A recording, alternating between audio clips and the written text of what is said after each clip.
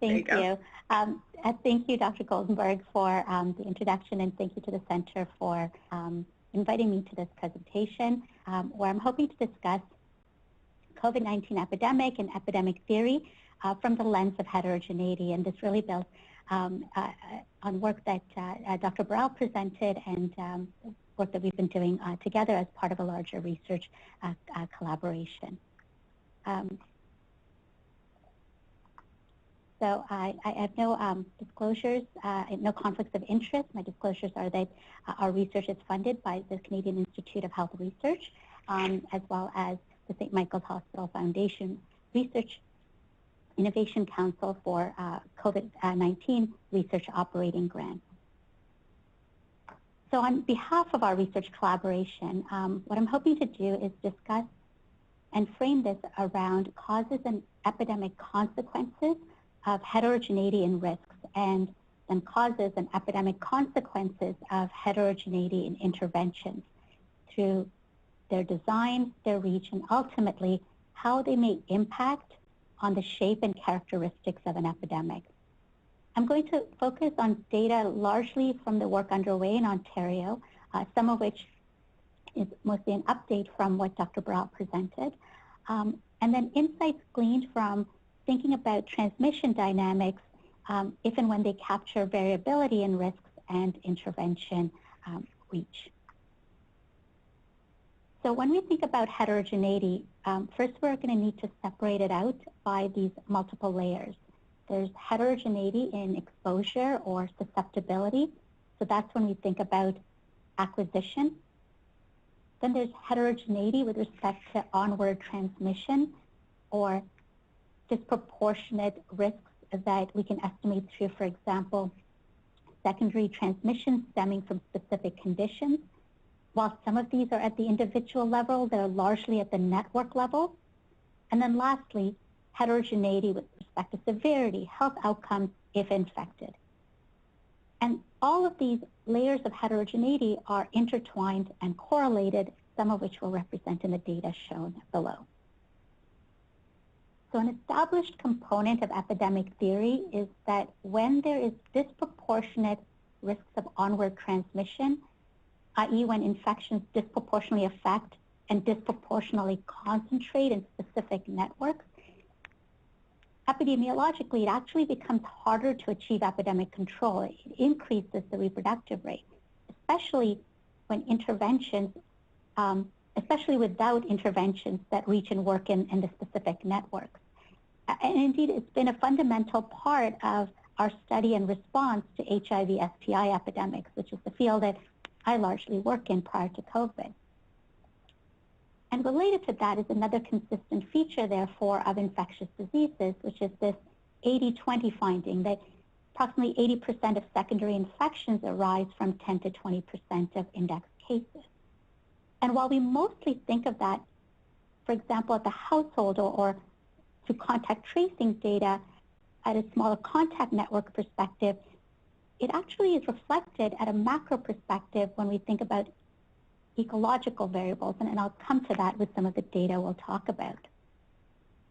So while heterogeneity in epidemics has been well established for decades, there are a few assumptions that can sometimes make it challenging at the public health or programmatic level or policy level to specify interventions aligned to heterogeneity. And the first assumption is that it can be hard to identify conditions that lead to disproportionate risks. And by that we mean meaningfully identify demarcations of heterogeneity that are actionable for programs for implementation strategies. The second assumption is that even if we were to identify those, that because many of them are mediated through long-standing structural factors, that it might be too difficult to meaningfully address these structural factors that lead to disproportionate risk, and that because we need immediate term impact, the impact of the interventions that are being suggested might take too long. And then therefore related to that is an assumption that perhaps then if we apply strategies to reduce transmission among those who experience less risk, might we benefit just enough those who are disproportionately at higher risk anyway. So what I'd like to do in this talk is walk through and highlight a few pieces of data and the mechanistic element of transmission dynamics modeling to shed some light on these assumptions. So what do the data tell us about whether or not we might be able to start identifying or have identified mechanistic conditions that lead to disproportionate transmission risk? Well, first, it's been very evident with respect to congregate settings, with respect to risks of acquisition and onward transmission. This has been consistent across countries, and here I've shown data from our work in the Greater Toronto Area, for example. On the y-axis is cumulative cases diagnosed per 100,000, with the red line during wave 1 for long-term care residents, and per capita cases among individuals who experience homelessness and are interacting with the shelter system in the purple line. And then everybody else is in the blue line. And for the moment, and for this talk, we're going to focus in on that blue line, or what we deem community-level transmission, for example. Over that same period of time in the Greater Toronto Area, between a third and a half of cases were among those considered to be community-level transmission. And so when we talk about community-level transmission, we've separated it out from congregate settings in discussion, and it's reflective a little bit of when we were in the context of HIV/STI epidemics, for example, demarcating things along key affected populations and the general population, quote unquote. And so if we zoom in on this idea of community-level transmission, that blue line from before, this distribution of acquired cases shown here, what's been consistent across communities or cities and regions with high levels of transmission is that community-level transmission was never equally distributed. So this is shown for data from the Greater Toronto Area. On the y-axis are cumulative diagnosed cases per 100,000 population, excluding individuals who live in long-term care homes. And what we're developing is the epidemic curve, the cumulative epidemic curve by neighborhood level attributes. So in the yellow, at the top there is the epidemic curve in most diverse neighborhoods, defined on the basis of the proportion of the population that self-identify as visible minorities, and the blue, least diverse neighborhoods. And what we see is a distribution of epidemic curves, a fanning out and a divergence of those epidemic curves, not unlike the differences we see between provinces and between countries, in fact, within one particular, within just the Greater Toronto Area.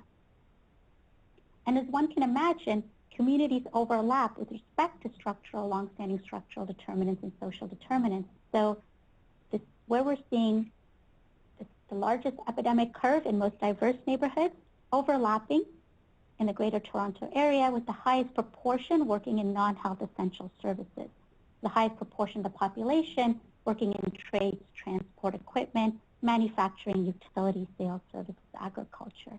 And again, that divergence of epidemic curves with per capita cases with respect to neighborhood level attributes, which then overlap with the highest proportion living in multi-generational households and the lowest proportion living in suitable housing, defined by Statistics Canada and using their definition of a national occupancy standard. And so this starts telling us a little bit about heterogeneity within community-level transmission and something a little bit about mechanisms as well. Because if we go back to epidemic theory and we know that the reproductive rate is related to and determined by the chance of transmission that could occur if I were to come into contact with somebody who might be able to pass the virus on, multiplied by the number of contacts and with whom I come into contact with and sort of the density of my contacts, and then for how long the person I may come into contact with might be able to pass the virus on for, or vice versa, if I were the person who was having the virus at this time. And so focusing in on that middle group there, thinking about contacts and who comes into contact with whom, the data start telling us about some of these mechanisms.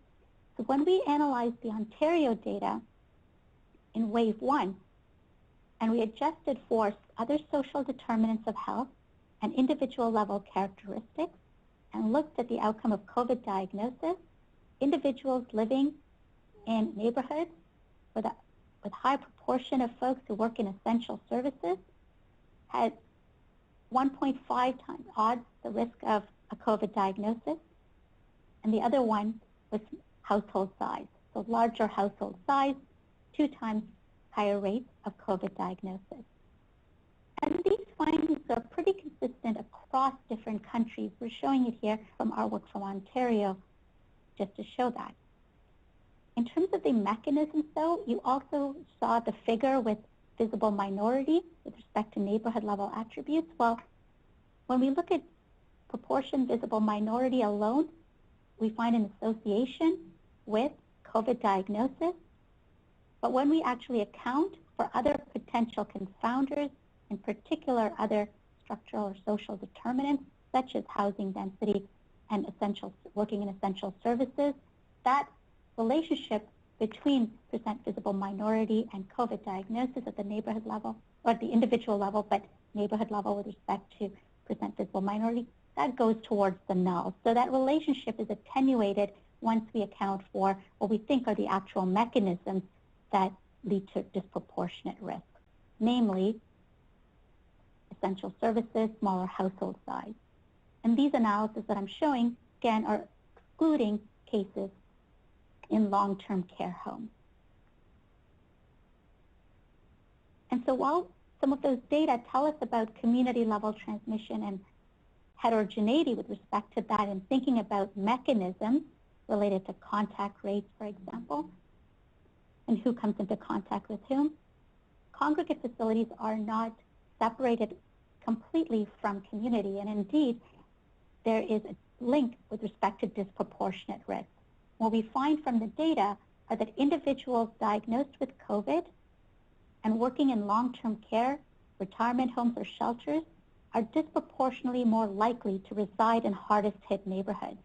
For example, 38% of staff cases were among staff living in neighborhoods with the highest proportion of essential workers. So there is this combination of household and occupational intersections that are also linked to many of the congregate facilities. And this is reflecting our data from the Greater Toronto area. What about data on heterogeneity and severity? Well, if we look at 2 indicators of increased severity with respect to underlying health conditions, this is what we find. Here's shown for the city of Toronto. On your left are cases per capita, excluding residents of long-term care, up to cases from up to November 21. And here what we've shown is a heat map where the darkest blue colors represent the hardest hit areas or neighborhoods. And in this case, we're down to a granular level of dissemination area, which represents about 400 to 700 individuals per area level unit.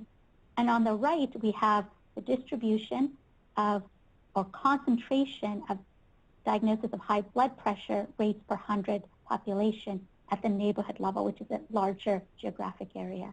And what we see is that overlap between where cases have concentrated and where there are higher disproportionate rates of high blood pressure, which is associated with increased severity if infected with COVID.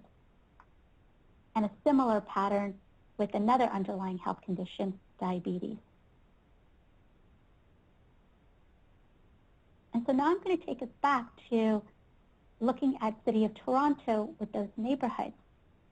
And if we take a look at where cases are, and this is showing, instead of a cumulative curve, we're showing the 7-day rolling average for wave 1 and wave 2 with 3 neighborhood level strata.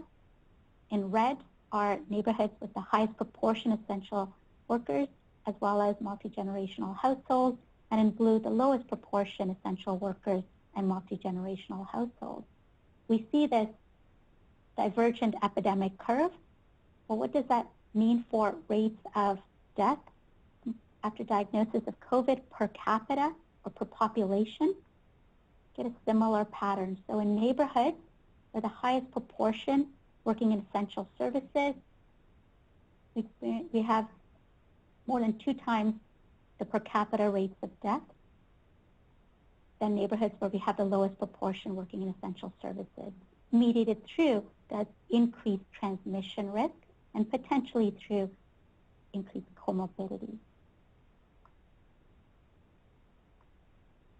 Then third, what about data on heterogeneity and intervention reach? Can we identify subsets of the population that current interventions reach and who they may not reach and who they work for and whom they do not? So just going to highlight a few pieces of data that have come out so far from our work. The first most important strategy that was part of this epidemic response was those to reduce contact rates and mixing. So reducing contact rates and whom we come into contact with and how often. Shown here for the City of Toronto using mobility data shared through the Ministry of Health and collated from Blue Dot. What we find is that there was a marked, large, sharp reduction in mobility overall early in the outbreak, and then it increased again and remained relatively stable thereafter, but lower than pre-pandemic levels. And here we're talking about January 2020 as pre-pandemic levels. This mobility metric was based on cell phone devices going outside of the place of residence. And indeed, that mobility increased prior to our first reopening in the City of Toronto. But then who could stay home? And for that, if we take a look at publicly available Google mobility metric data, what we find, and this is shown for the City of Toronto, for public health units, several public health units across Ontario. In purple is Toronto, purple solid line is Toronto. What we find is that if we just look at workplace mobility, that decreased dramatically early in the outbreak and then climbed up again prior to the first reopening and then stayed relatively stable thereafter, but below pre-pandemic levels. And what that suggests to us is a saturation effect of mobility-based interventions with respect to who can stay at home and those who cannot. And in fact, if we zoom in to the last month, we can see this pattern more clearly because in the figure above, you see there is a dip reflecting the winter holidays, or winter break, where if we zoom in that area and we actually are able to see the weekday and weekend patterns of workplace mobility, what we'll see is that there was a decline during the winter break, but our workplace mobility across public health units is where it was prior to the winter break. And therefore, that saturation effect still holds in place for us. And while we can look at all of these data now, it was not surprising right from the beginning of the epidemic. In April 22, colleagues at Statistics Canada were able to estimate that 40% of people living in Canada and working had jobs that would enable them to work from home. And that proportion goes up for higher income households and proportion goes down for lower income households. And all of that put together has provided us with evidence that there has been an epidemiological transition with respect to how this epidemic has concentrated by these important mechanistic social determinants. Shown here, for example, in the City of Toronto, with epidemic curves, this is cumulative diagnosis as the epidemic curve for income decile. With the red is the lowest income neighborhoods, 10 are highest income neighborhoods. And so at the start of the epidemic, cases were concentrated disproportionately, and higher income neighborhoods were disproportionately more affected than lower income neighborhoods. And then this transition occurs shortly after the lockdown in early April. And one can suggest that perhaps that may be related to differences between travel, and that would be right. So travel-related cases or travel-acquired cases were disproportionately higher and consistently so among individuals living in higher income households and neighborhoods. But then when we take a look at cases not directly related to travel, we still see that epidemiological transition, that crossover from higher to lower income neighborhoods.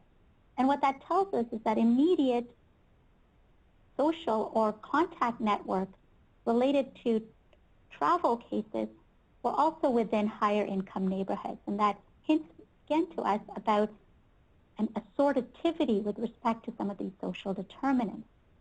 Assortativity meaning like with like. Who we come into contact with are more likely to be within one's income decile. And then shortly thereafter, non-travel related cases were largely propagated and fully and concentrating within lower income neighborhoods. And as income is correlated at the neighborhood level and household level with essential services, that's the pattern we saw early in the outbreak with essential services, shown here in tertiles instead of deciles, with the neighborhood strata, the highest proportion of essential services in multi-generational households, disproportionately affected after that early period of takeoff of the epidemic in wave 1, whereas early cases were initially in the blue strata, or lower proportion working in essential services. What was interesting is taking a look again when the epidemic took off in wave 2, that the epidemic curves were pretty similar and then diverged very quickly thereafter, shortly before we had our stage 2 opening, and diverged to the extent that the epidemic has now once again concentrated very much in neighborhoods with the highest proportion of essential workers and multi-generational households. Which then now brings us to access or reach of testing. Testing is meant to support isolation. And what we found with Ontario-wide analysis, after adjusting for other social determinants of health and individual characteristics, individuals who lived in more diverse neighborhoods were less likely to have received a test or access to tests in that first wave.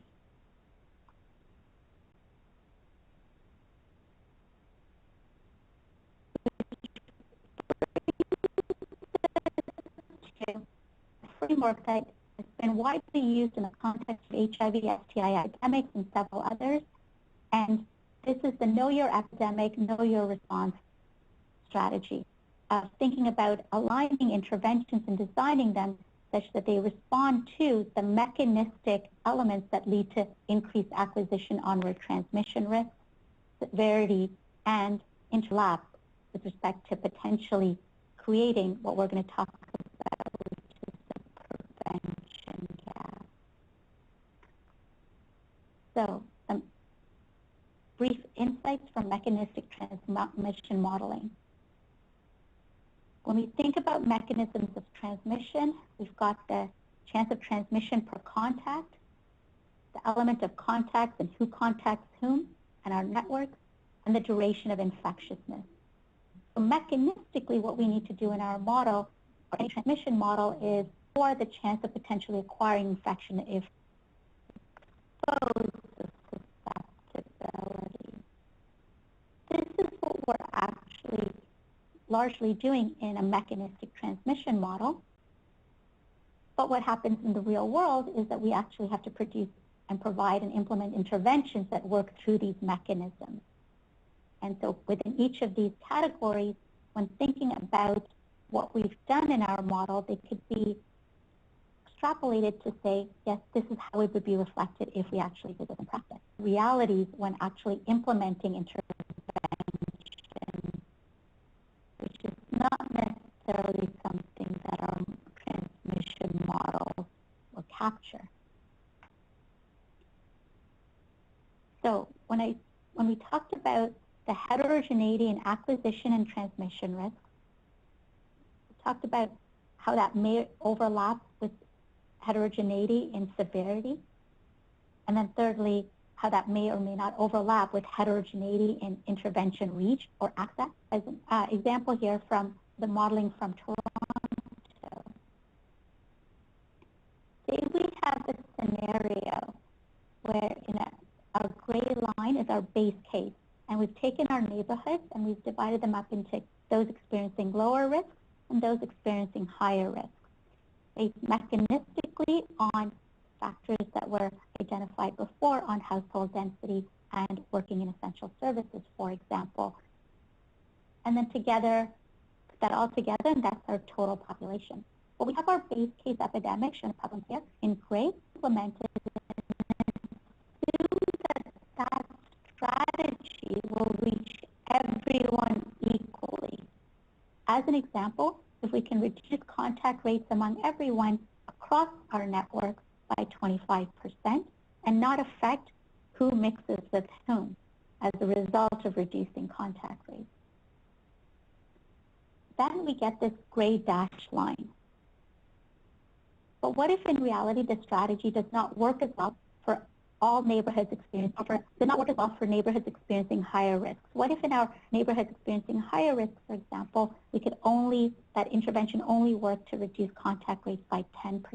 Therefore, is a prevention gap. This prevention gap is what essentially undermines the anticipated impact of broad-scale strategies that work under the assumption of equal reach. And this prevention gap is not just relevant for neighborhoods or communities experiencing the higher risk. It adds up for the total population, and it also spills over to reduce the potential benefits of a more equitable response in communities experiencing lower risk. There's wide-scale impact of a prevention gap across connected networks. And if we remember back to that, one of those assumptions that perhaps if we apply strategies to reduce transmission among those who experience less risk, that we might still benefit those at disproportionately higher risk. So sort of protecting the more quote-unquote individuals who experience or conditions that lead to a greater vulnerability in transmission risk. And it's true. So if we implement a strategy, for example here, that's that pink dashed line, this is a benefit of a strategy that was largely designed for networks who experience lower risk. We will still see somewhat of a benefit because it wasn't an all or none. There was some benefit still, direct benefit and indirect benefit to communities and networks experiencing higher risk. However, despite that overall reduction and that persistence of a prevention gap, we still end up with increased inequity over time if we don't add additional resources tailored to the mechanisms that place those networks or communities at higher risk. Here's the cumulative incidence rate ratio as an example for a community with experiencing higher versus lower risk. With the base case scenario, in the middle is if we had equal reach, and on the right is if we had inequity in reach. If we had some benefit to communities experiencing higher risk by largely designing a strategy that largely addresses or reduces transmission among communities at lower risk. And what we've done, though, is despite reducing transmission overall, we've concentrated the epidemic, as the data showed us before and the modeling highlights mechanistically now, to increase inequity.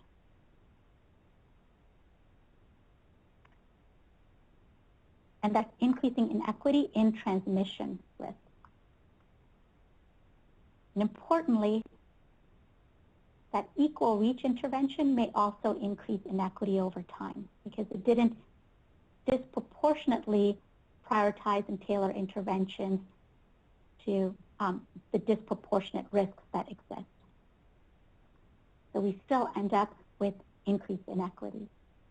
So what I've largely spoken about is thinking about some of the data and the mechanistic transmission dynamics element that would go towards epidemic appraisals, or this know your epidemic, and then ideally plan and implement a response accordingly. I haven't talked about congregate settings, but really then just thinking about community level transmission and heterogeneity, in particular heterogeneity across mechanisms of community level transmission. There's a long list of examples of mechanism-specific strategies by local epidemic appraisals of heterogeneity. And I'm looking forward to folks' thoughts and discussions around that after. I'm not an expert in this area, but there's a great deal of work on implementation and implementation science that tells us that workplace safety, paid sick leave, isolation supported by testing, wraparound services, temporary isolation, quarantine, hotels, and housing, and overcoming context-specific physical and systemic barriers to quarantine, to isolation, and to testing and healthcare. We're going to actually address community-level transmission. So our assumption one was that it was hard to identify conditions that lead to disproportionate risk. While the data are not perfect and they're disparate and takes time to maybe perhaps put together, local data do exist to meaningfully identify who might be at disproportionate risk of acquisition, onward transmission, and severity that are actionable for programs and implementation. I haven't spoken much about implementation or strategies, but they exist in order to address, and it was on the list before, the ongoing barriers to ongoing barriers to reduction of transmission risk using sort of broad-scale or mobility-based interventions alone. And finally, although strategies to reduce transmission among those who experience less risk may benefit those disproportionately experience higher risk, they may also further concentrate the epidemics and actually increase inequities in transmission risk. So in summary, heterogeneity has and continues to be fundamental to epidemic theory. Epidemiologically, we think of heterogeneity as disproportionate risk, and that really reflects inequities. And implementation strategies tailored to mechanisms that lead to identifiable disproportionate risk are an overarching strategy to take to address heterogeneity. And thus, inequities must be fundamental to epidemic theory, and equity, therefore, must be fundamental to an effective epidemic response. With that, I'd like to thank everyone who works on this research together, in particular the leads of a lot of this work, Jeff Burrell, Jeff Kwong, Rafael Kustra, Witing Ma, and several colleagues across Canada, and to our funders, CIHR, and the St. Mike's Foundation's Research Innovation Council. Thank you.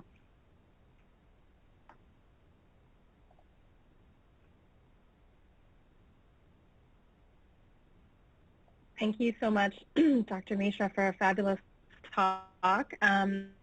If folks could please add any questions or comments they have in the chat, that would be terrific, and I would be happy to facilitate those. And we have lots of time for questions today, which is really nice because I'm sure there'll be some interesting discussion spurred by the material that you've shared. Maybe while we are waiting for questions to come in, I will ask one. So, first of all, I'm just so struck by how incisively you've mathematically shown what I think many of us may know from other disciplines of work, whether it's qualitative work or community-based research. So just curious, you mentioned at the end about how inequities must be fundamental to epidemic theory. Curious to hear if sort of in the field of infectious disease modeling, there has been a shift in understanding of these issues. Like what you've presented today to me feels a little bit novel, but I'm admittedly not in your sort of methodological area of work. So would love to hear just about how folks are working and thinking in this space, and if you see sort of evolution in the field based on what we've learned, I guess, through the COVID pandemic. Thanks. So, I come from working on HIV and STI epidemics and transmission modeling, which has a long history of considering heterogeneity at the core of sort of, why epidemics emerge and why they persist, and what leads to sort of differences in their trajectories, for example. So it's been a core element of HIV and STI transmission dynamics and HIV-STI transmission modeling, and in a couple of other infectious disease modeling spheres as well. Has it been a core element of COVID transmission modeling? To some extent, yes. So folks, and largely coming from folks who've worked on HIV and STI work before, especially in the context of thinking about age groups, for example, congregate settings versus not. Where we've seen less of that is thinking a little bit more about these same mechanisms around essential workers and household density. It's not surprising to me because it feels like a core element of HIV-STI epidemics. So heterogeneity has always been a core of that. So probably what was more surprising is that it wasn't necessarily a core of our epidemic response consistently across settings and regions. So that's probably how I would put it. But I think it's core and fundamental to a transmission dynamic. So I would say yes, it's part of all of our textbooks. Well, it's really helpful to see and to have applied in this context. So thanks so much for sharing that. We have a few more questions that have come in now. So the next one is from Mohammed, who says it's really interesting work and is curious, how receptive are policymakers in seeing these estimates? Have they tried to use these findings in how interventions are revised and redesigned in Ontario? Can you please share your experience? So my experience has been through the opportunity to participate as part of the Ontario Modeling Consensus Table and to contribute science to the science table, which are presented and shared with the relevant stakeholders. And so it's through multiple channels that sort of these pathways have taken place, but I'm happy to say that hopefully looking at epidemic curves by social determinants will start becoming a standard part of the update. So that started in November, and we're getting some traction to continue to sort of reflect those data. Whether it has been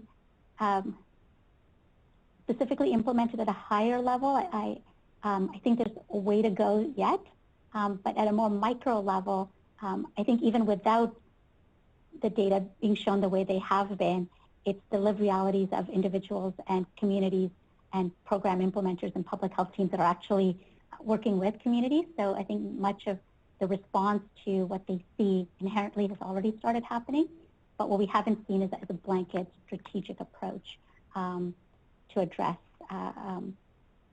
mechanistic heterogeneities, yeah.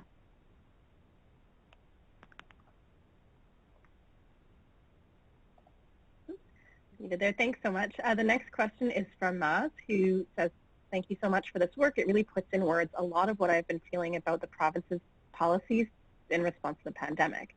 Just like certain policies that can be disproportionately harmful, they can also be disproportionately beneficial. How can us in the public health field further learn to promote policies that may overall have a small impact, but can have a huge benefit for certain groups? It's a great question, because part of it is thinking about what the end goal is. And so if reducing inequities is part of the fundamental goal of a public health program, then that automatically aligns with interventions that need to be tailored to unmet needs and disproportionate unmet needs. Even if it's a large impact in a smaller subset of the population and a smaller impact in a larger subset of the population, if the end goal is, one end goal is making sure that we don't at least amplify inequities, that's a start, is one. The second is thinking about how those networks are connected. Now, we're limited with respect to how much we know about how these social determinants are connected with respect to mixing. So to what extent there's a lot of like with like versus sort of distribution in terms of how networks are connected by social determinants. So across a range of assumptions around that, we can actually see a lot of spillover benefit to lower risk, networks by interventions prioritized and focused on those that continue to experience disproportionate risks. In particular, given that we have a very short time when infection can be passed on to somebody else if we acquire COVID, or if we acquire SARS-CoV-2.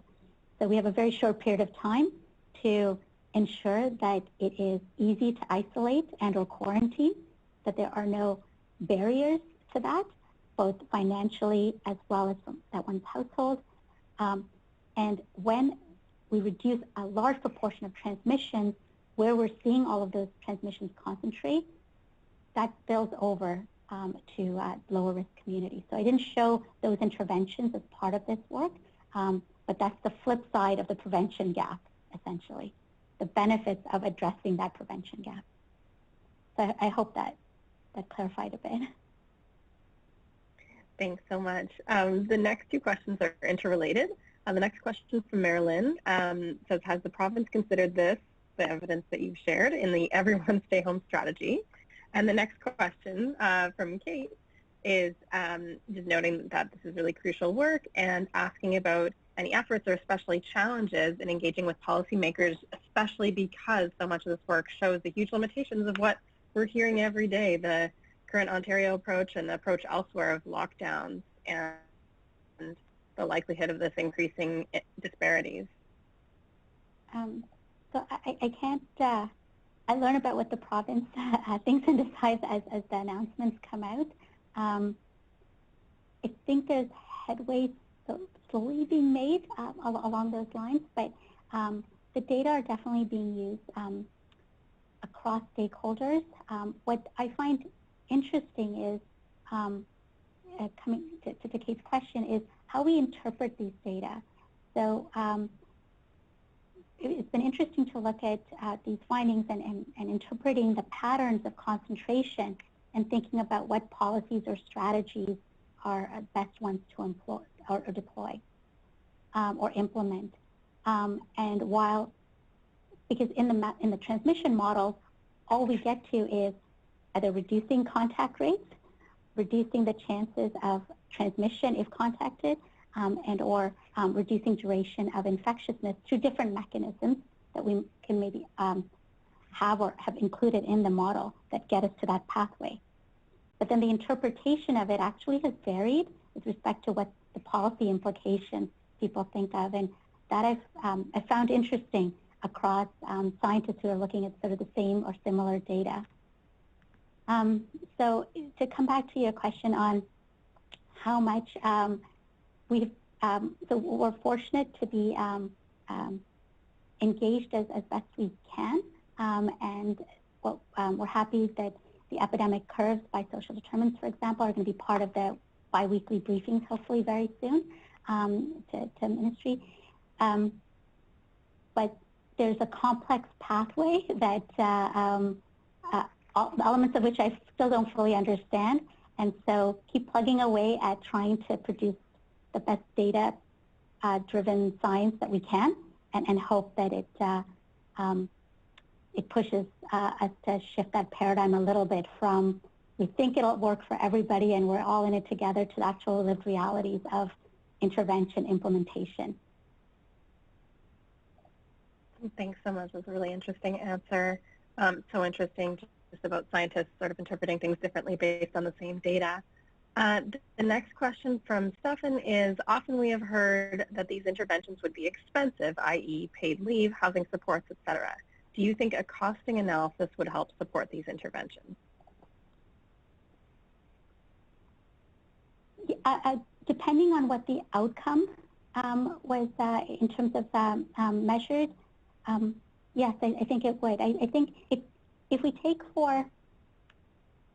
even if it's more resources to prevent one infection, that could translate into preventing a lot of downstream transmission, so that the cost starts coming down, so that the more precise we can actually be with, and more specific with respect to getting to that sort of, the 10 to 20% that lead to 80% of transmission, the more benefit we accrue from adding a lot of resources to that. So looking at, I guess, value for money, even though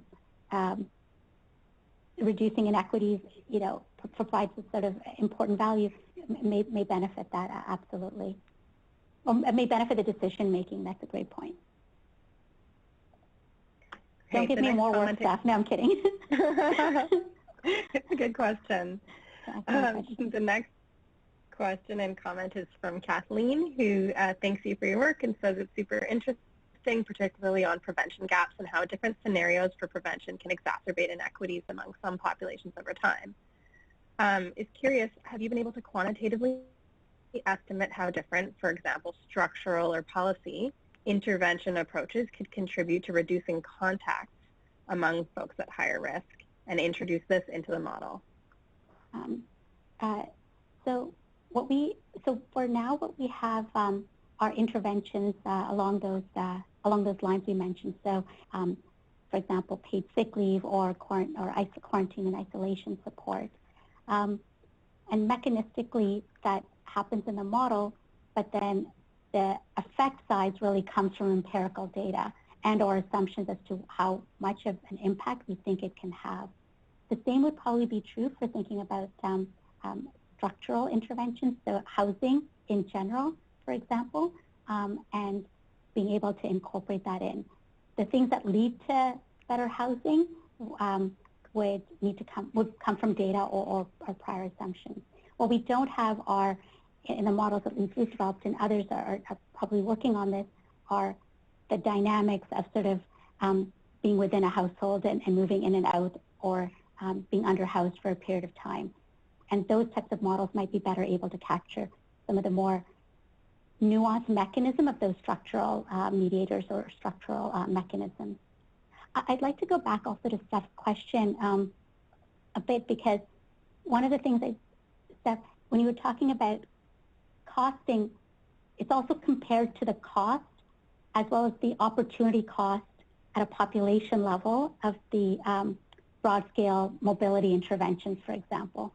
So it'll come down to what we put down in terms of the trade-off. So how much did it cost, and to whom bore that cost, where did those costs accrue with restrictions versus the cost of implementing strategies. So that's where I think, again, without having done the analysis myself, I think that's where we would see actually quite a large trade-off. So it's not just the cost to say the person implementing, because implementing a restriction may actually not cost that much unless you're looking at it from a societal perspective, and same with the intervention. The more focused population or mechanistic specific interventions. Thank you. Those are some great points. The last question I have here right now from Sarush says, this was a great talk. Thank you so much. I'm wondering if there was a reason for not including vaccinations as a key intervention to address these disproportionate rates of transmission. That's a great point. Vaccination should absolutely be in there, and on that slide that I showed about community level transmission. Because in the previous slides where we discussed sort of decreasing acquisition risk or susceptibility, as well as potentially and probably transmission risk in terms of duration of infectiousness or duration of infections or viral burden, if affected, vaccination would play an important role there. So yes, that should definitely be in there. Great, thanks so much. And I think that leaves us on an interesting note. It'll be really interesting to see how vaccinations continue to roll out, and we're looking forward to following this work and looking forward to learn more about that. Dr. Mishra, I wanted to thank you so much for your talk today, and I wanted to let folks know that our next event in February will be by Dr. Greta Bauer, who is a professor in the Department of Epidemiology and Biostatistics at Western and a CIHR Sex and Gender Chair, and it'll be focused on incorporating intersectionality into your quantitative research. So really excited about that one. Would love to have folks join us. Thank you so much again Dr. Mishra and to all the participants for joining us today, as well as our team supporting the event behind the scenes. We're really looking forward. Thank you. Thanks, everyone.